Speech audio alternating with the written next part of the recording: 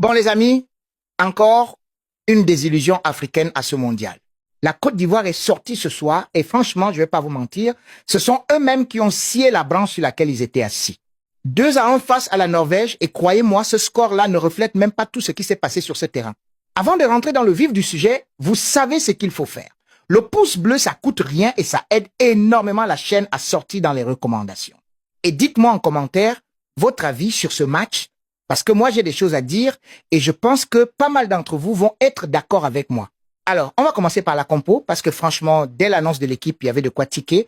On est en 16e de finale d'une Coupe du Monde, les amis. C'est plus la phase de groupe où tu peux te permettre de faire des choix bizarres pour faire tourner l'effectif. Et pourtant, le sélectionneur a décidé de laisser sur le banc un de ses joueurs les plus percutants pour titulariser un attaquant qui n'avait brillé que sur un match contre une équipe qui n'est clairement pas du même niveau que la Norvège. Moi, sincèrement, ce choix-là, j'ai eu du mal à le comprendre avant même le coup d'envoi. Et ce choix, il s'est payé cash pendant toute la première période. Cet attaquant titulaire, on va être honnête entre nous, il a été transparent. Les appels de balles étaient inexistants. Le timing des courses était à côté de la plaque. Et à chaque fois que ses partenaires cherchaient une solution devant, il n'y avait littéralement personne dans la surface pour la recevoir. Ça, les amis, sur un match à élimination directe, c'est juste impardonnable. Pourtant, sur le plan du contenu, la Côte d'Ivoire n'a pas démérité, loin de là. Passé un round d'observation un peu compliqué, où la Norvège a voulu jouer petit jeu avec le ballon, ce qui n'est franchement pas leur habitude, les éléphants ont fini par prendre la mesure du match. Le souci, c'est que cette domination ne s'est jamais transformée en domination réelle devant le but adverse. Le jeu offensif était trop lent, trop prévisible, et il manquait clairement cette étincelle de connexion entre les lignes qu'on a l'habitude de voir chez cette équipe. Et là, je dois vous parler de l'ailier qui, depuis le début de la compétition, nous régalait à chaque sortie. Ce soir, c'était une autre histoire.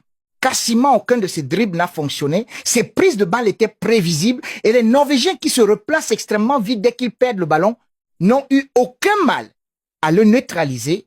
Et tiens, justement, parlons de cette fameuse capacité norvégienne, parce que je pense que beaucoup d'entre vous l'ont oublié.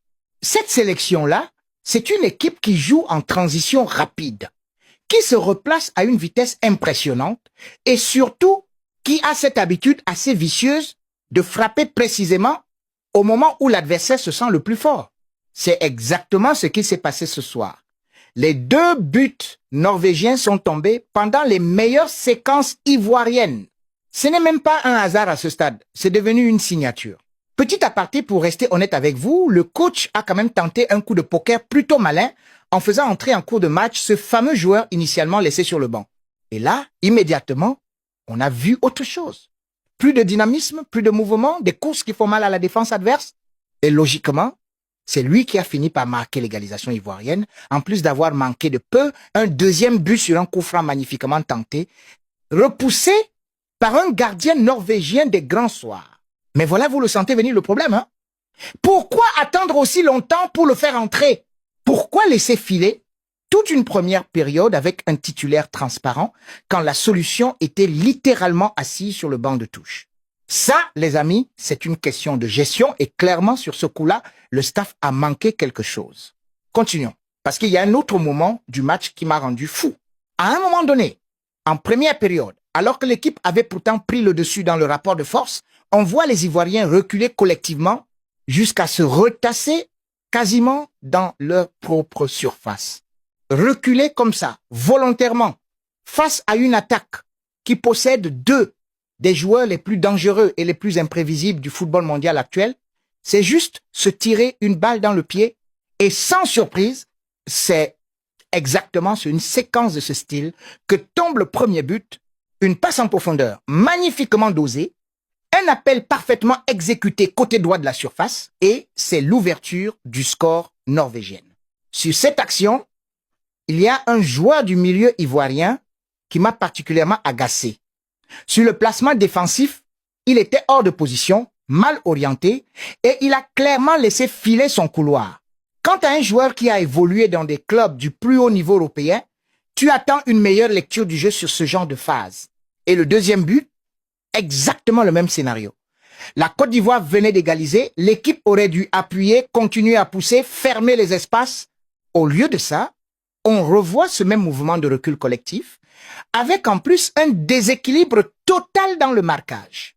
Sur l'action du but victorieux, il y avait littéralement 3 joueurs ivoiriens collés sur le même attaquant norvégien, pendant que le véritable danger, resté étonnamment discret pendant tout le match, se retrouvait complètement seul et oublié dans le dos de la défense. Une passe, une frappe enroulée du gauche, et c'était terminé pour les éléphants. Et c'est là toute l'ironie cruelle de ce scénario. Ce buteur-là, on ne l'a pratiquement pas vu pendant 90 minutes. Mais c'est précisément le genre de joueur qui n'a besoin que d'une seule occasion pour faire mal. Tu peux le maîtriser pendant tout un match. Si tu baisses ne serait-ce qu'une fois ta garde, il est là pour sanctionner. Et ce soir-là, malheureusement, la Côte d'Ivoire a baissé sa garde au pire moment possible. Maintenant, je veux quand même rendre hommage à un joueur ivoirien qui, lui, a vraiment assumé son rôle de patron ce soir. Dans l'entrejeu, il a multiplié les courses défensives, les récupérations utiles et même un sauvetage très important juste après l'ouverture du score adverse pour empêcher que ça ne devienne pire. Lui, franchement, il n'a pas à rougir de sa prestation. Petite pause avant de continuer parce que la suite, vous allez vouloir la voir jusqu'au bout. Restez bien jusqu'à la fin. J'ai encore 2-3 trucs à dire sur la suite de cette Coupe du Monde et surtout sur ce qui aurait pu être l'affiche de rêve si la Côte d'Ivoire s'était qualifiée. Parce que oui, la Norvège va désormais affronter le vainqueur du choc entre le Brésil et le Japon. Et très honnêtement, entre nous, j'aurais largement préféré voir un Brésil-Côte d'Ivoire en 8e. Ça aurait eu une autre saveur, un autre niveau de spectacle. Mais bon, on fait avec ce qu'on a et il va falloir se contenter de regarder ça depuis le canapé maintenant.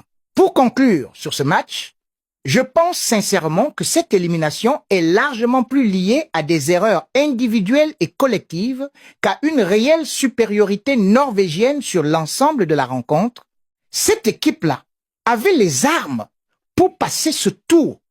Elle avait le contenu, elle avait les joueurs, elle avait largement de quoi inquiéter cette défense norvégienne. Mais entre les choix de composition discutables, le manque de discipline défensive sur les transitions et cette incapacité à tuer le match quand l'occasion se présentait, elle a fini par payer l'addition de la pire des manières à quelques minutes du coup de sifflet final. Voilà les amis, c'était mon ressenti complet sur cette élimination ivoirienne.